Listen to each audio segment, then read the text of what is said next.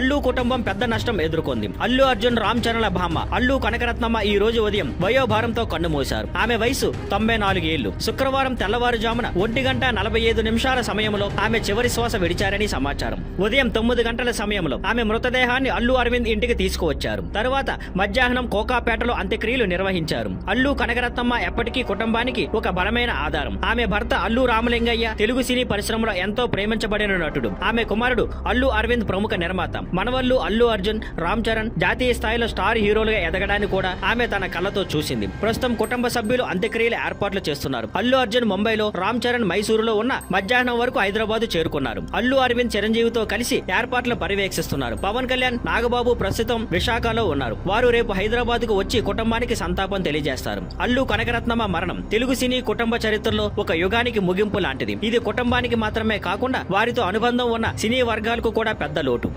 Thank you for watching. Please like, share and subscribe.